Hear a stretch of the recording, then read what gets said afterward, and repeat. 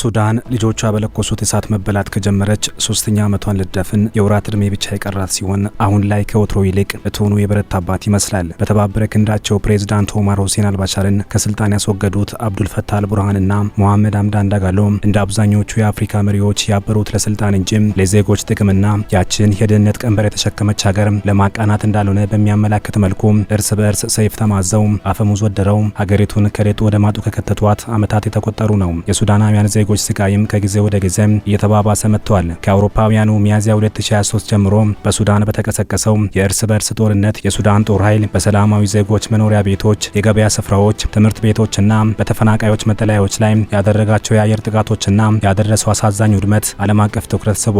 ሱዳን ዊትነስ ፕሮጀክት የተሰኘ መንግስታዊ ያልሆነ ድርጅት ያደረገውን ሰፊ ምርመራ መሰረት አድርጎ ባወጣው ዘገባ በእነዚህ ጥቃቶች ቢያንስ 1700 ንጹሃን ዜጎች ለእልፈት መዳረጋቸውንና የዓለም አቀፍ የህግና የሰብአዊ መብት ጥሰቶችን የሚጠቁሙ ድርጊቶችን መፈጸማቸውን አሳይተዋል። ይህም ፈጥኖ ደራሽ ኃይሉ ወይም የአርኤስኤፍ ጦር የፈጸመውን እንዲሁም በጦርነቱ ምክንያት የተመዘገበውን አጠቃላይ ሞት የሚያሳይ ሳይሆን የሱዳን ጦር ኃይል በፈጸመው የአየር ጥቃት ብቻ የተመዘገበውን የሚያመላክት ነው። በሱዳን ባለው ግጭት የሚስተዋለውን የሰብአዊ መብት ጥሰትና የጦርነቱ ክስተቶችን የሚመለከቱ መረጃዎችን የሚከታተለውና የሚተነትነው ሱዳን ዊትነስ ፕሮጀክት የተሰኘው መንግስታዊ ያልሆነ ተቋም በግጭቱ ወቅት የተካሄዱትን የአየር ጥቃቶች ከፍተኛ መረጃ በማሰባሰብ ይፋ ያደረገው ቁጥር ትኩረት የሚስብና የጅምላ ጥቃት መፈጸሙን የሚያሳይ ሆኖ መታየቱን የቢቢሲ ዘገባ ጠቅሷል። ጥናቱ ከሚያዝያ 2023 እስከ ሐምሌ 2025 ባለው ጊዜ ውስጥ የተፈጸሙትን 384 የአየር ጥቃቶች ይፋ ያደረገ ሲሆን የሱዳን ጦር ኃይል በአየር ጥቃቶች በሰላማዊ ዜጎች የተጨናነቁ አካባቢዎች ላይ ቦምቦችን ማዝነቡን አረጋግጧል። የአውሮፕላን ጥቃቶቹ ብቸኛ ተዋናይ የሱዳን ጦር በመሆኑ ምርመራው በዋነኛነት በሱዳን ጦር ኃይል ድርጊቶች ላይ ያነጣጠረ ነው። ዘገባው እንዳመላከተው በተመዘገቡት ጥቃቶች ከ1700 በላይ ሰላማዊ ዜጎች ሲገደሉ 1120 ሰዎች ደግሞ ቆስለዋል። የሱዳን ዊትነስ እነዚህ ቁጥሮች ጥንቃቄ በተሞላበት መንገድ የተቀመጡ ዝቅተኛ ግምቶች መሆናቸውን አስገንዝበዋል። ምክንያቱም በግጭት አካባቢዎች ውስጥ ባለው ደካማ የቴሌኮሙኒኬሽን አገልግሎትና አስተማማኝ ምንጮች ለመለየት ባለው ፈተና የምርመራ ውጤቶች የመረጃ ተደራሽነትን እንጂ አጠቃላይ ጥቃቶችን ቁጥር ሙሉ በሙሉ እንደማያንጸባርቁ ተገልጿል። የጥናቱ ዋና መሪ ማርክ ስኑክ እንዳሉት እነዚህ መረጃዎች የሱዳን ጦር የሰላማዊ ዜጎችን ጥቃት ለማስወገድ በቂ ጥረት እያደረገ አለመሆኑን በጽኑ ይጠቁማሉ። ጦር ኃይሉ ዓለም አቀፍ ሰብአዊ ህጎችን እየጣሰ ነው የሚለውን ውንጀላም የሚያጠናክሩ ናቸው ብለዋል። የሱዳን ጦር ኃይል የአየር ጥቃቶቹ ኢላማዎች የሱዳን ፈጥኖ ደራሽ ኃይል ስብስቦች፣ ቦታዎችና መሰረተ ልማቶቹ ላይ ብቻ ያነጣጠሩ ናቸው ሲል ቢከላከልም ፕሮጀክቱ ያገኘው ማስረጃ የዚህን አባባል ተአማንነት ውድቅ አድርገዋል። 135 የመኖሪያ አካባቢዎች፣ 35 የገበያ ስፍራዎችና የንግድ ተቋማት እንዲሁም 19 የጤና ተቋማትና የተፈናቃዮች ማዕከላት በአየር ኃይሉ መመታታቸው የተዘገበ ሲሆን ይህም ቀድሞውንም በድህነት አረንቋ ውስጥ የምትገኘውን ምድር ከድጡ ወደ ማጡ መርቷታል። ሱዳን ዋር ሞኒተር የተባለ ሌላ የትንተና ቡድን እንደገለጸው የሱዳን ጦር ሰላማዊ ዜጎች በብዛት ባሉባቸው ከተሞች ውስጥ ያሉ ወታደራዊ ኢላማዎችን አነጣጥሮ ለመምታት የሚያስችል ትክክለኛ የጦር መሳሪያ እንደሌለው ይጠቁማል። በትክክል ያልተመሩ ቦምቦችን በሰላማዊ ሰዎች በተጨናነቁ አካባቢዎች መጠቀም በዓለም አቀፍ ሰብአዊ ህግ መሰረት ምርጫ የለሽ ጥቃት የሚል ወንጀል ሊያስከትል ይችላል።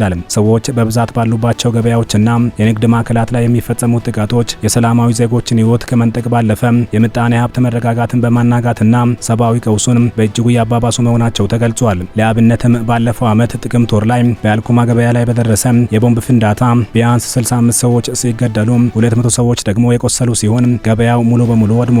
በገበያው ላይ የደረሰው ጥፋትም የአካባቢውን ምጣኔ ሀብት በእጅጉ ጎድቶታል። አልኩማ የአርኤስኤፍ ማህበራዊና ጎሳዊ መሰረት የሆኑት አርብቶ አደር የአረብ ጎሳዎች የሚበዙበት ሲሆን የሱዳን ጦር የድሮን ጥቃት በሃይማኖታዊ ቤቶች የተሰበሰቡ ሰላማዊ ዜጎችን መምታቱ የዘር መሰረት ያለው የበቀል ጥቃት ሊሆን እንደሚችል ይጠቁማል ተብሏል። የሱዳን ፈጥኖ ደራሽ ኃይልን በተመሳሳይ መልኩ በኤልፋሻር ከተማ በሚኖሩና ከተማይቱን ከሚከላከሉ ታጣቂ ቡድኖች ጋር ተዛማጅነት ባላቸው የዛጋዋ ጎሳ አባላት ላይ ያነጣጠረ ጥቃት ሰንዝረዋል። በዚህ ጥቃትም የተፈናቃዮች ማዕከል ተመቶ ቢያንስ 60 ሰላማዊ ዜጎች መገደላቸው ተዘግበዋል። ሱዳን ዊትነስ ከሐምሌ 2025 በኋላ የአየር ጥቃቶችን መከታተል የቀጠለ ሲሆን በቅርብ ወራት ግን ሁለቱም ወገኖች ወደ ድሮን ጥቃት መሸጋገራቸውን ጠቁሟል። የሱዳን ጦር ኃይል የፈጥኖ ደራሽ ኃይሉ የአርኤስኤፍ አባላት በመኖሪያ ሰፈሮች ላይ በመደበቅ ላይ በመሆናቸው ነው ኢላማ ያደረኳቸው ስለሚከራከር ሲሆን ዓለም አቀፍ የሰብአዊ መብት ህጎችን የሰላማዊ ዜጎችን ህይወትና የንብረት ጥበቃን እንደሚያከብር ይገልጻል። ይሁንና ሁለቱም ተዋጊ ወገኖች በጦር ወንጀለኝነት ተከሰዋል። በዚህ ሳምንት አርኤስኤፍ እና አጋሩ ሱዳን ሊብሬሽን ሙቭመንት ኖርዝ ወይም የሱዳን ነጻ አውጪ ንቅናቄ በሰሜን በደቡብ ኮርዶፋን ግዛት በምትገኘው ካሎጊ ከተማ በሚገኘው የመዋለ ህጻናት ሆስፒታል ላይ የድሮን ጥቃቶችን ፈጽመዋል በሚል ተከሰዋል። የዓለም ጤና ድርጅት እንዳለው በጥቃቱ 114 ሰዎች ሲገደሉ ከነዚህ ውስጥ 63 ህጻናት ይገኙበታል። መሰረቱን በአሜሪካ በአሜሪካ ያደረገው የግጭት ትንተና ቡድን ኮንፍሊክት ኢንሳይትስ ግሩፕ ኃላፊ ጀስቲን ሊንች እንደተናገሩት ሁለቱም ወገኖች ድሮኖችንና የአየር ኃይላቸውን በዋነኛነት ወታደራዊ ቦታዎችን ለማጥቃት አይጠቀሙም። እነሱ ምርጫ የለሽ ናቸው። በቁጥጥራቸው ስር ባሉ ሰላማዊ ዜጎች ላይ ፍርሃት ለመፍጠር የተነደፉ ናቸው። ይህም የጦር ወንጀል ነው ብለዋል። ሊንች አክለውም የጦር ኃይሉ የአየር ላይ ዘመቻዎች ከካርቱም ውጭ የበርካታ ሰላማዊ ዜጎችን ሞት እንጂ ብዙ ወታደራዊ ስኬት አላስገኙም። በተመሳሳይ የአርኤስኤፍ የድሮን አጠቃቀም ብዙ ወታደራዊ ውጤት አላመጣም። ስማቸውን ያልገለጹም አንድ የእንግሊዝ የውጭ ጉዳይ መስሪያ ቤት ባለስልጣን ይህ በገበያዎችና በሌሎች የሰላማዊ ዜጎች መኖሪያዎች አካባቢዎች ላይ የሚፈጸም ጥቃት ንጹሃን የሱዳን ዜጎችን ደህንነት ችላ ማለትን ያሳያል ሲሉ የእነዚህ አስከፊ ወንጀሎች ፈጻሚዎች ተጠያቂ መሆን እንዳለባቸው ጥሪ አቅርበዋል። ምንም እንኳን ጦርነቱ እየተካሄደ ያለው በሁለቱ ኃይሎች መካከል ነው ቢባልም እውነታው ግን በሺዎች የሚቆጠሩ ሰላማዊ ዜጎች ያለ ኃጢአታቸው የሚገደሉበት ከመኖሪያ ቀያቸው የሚፈናቀሉበትና በረሃብ አለንጋ የሚገረፉበት መሆኑን ቁልጭ አድርጎ የሚያሳይ ነው። የሰብአዊ መብት ጥሰቱም ፍጻሜ የሌለው አሰቃቂ ምዕራፍ ሆኖ ቀጥሏል።